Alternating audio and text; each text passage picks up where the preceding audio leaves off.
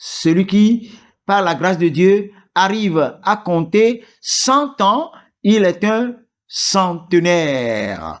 L'orfèvre, le ciseleur de la langue de Molière, Monsieur Oklokwami Agbenigan alias Oka, vous invite à suivre les Perles de Oka, une vitrine littéraire dédiée à la beauté des mots et à l'art oratoire. Dans le souci d'intéresser tous les élèves, qu'ils soient au collège ou au lycée, dans le souci de les intéresser à la pratique de la langue, nous allons donc leur ouvrir les yeux en leur parlant de ceci.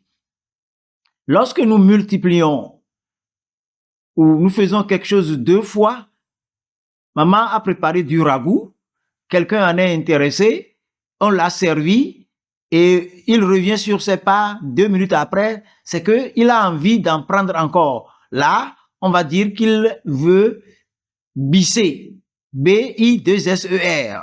Et s'il reprend la même classe, il voudrait redoubler.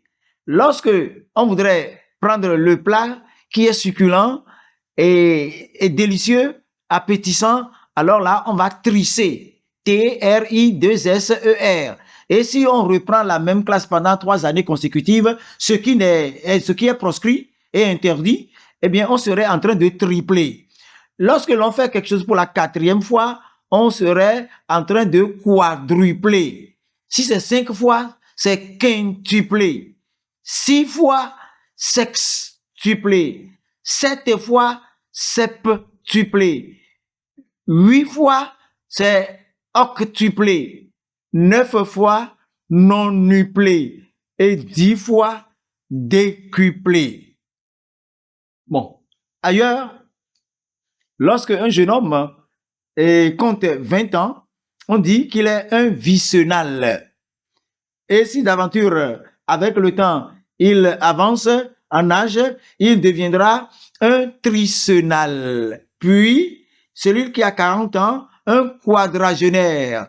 Et l'homme qui compte 50 ans est un quinquagénaire. Celui qui a 60 ans est un sexagénaire. On appellera celui qui comptera 70 ans un septuagénaire. Et le grand-père qui a 80 ans, il est un octogénaire. Et le patriarche qui a 90 ans est appelé nonagénaire. Celui qui, par la grâce de Dieu, arrive à compter 100 ans, il est un centenaire. Bon, maintenant, quand il s'agit d'une période qui s'est écoulée, une période de 5 ans, on parlera d'un quinquennat ou bien d'un lustre.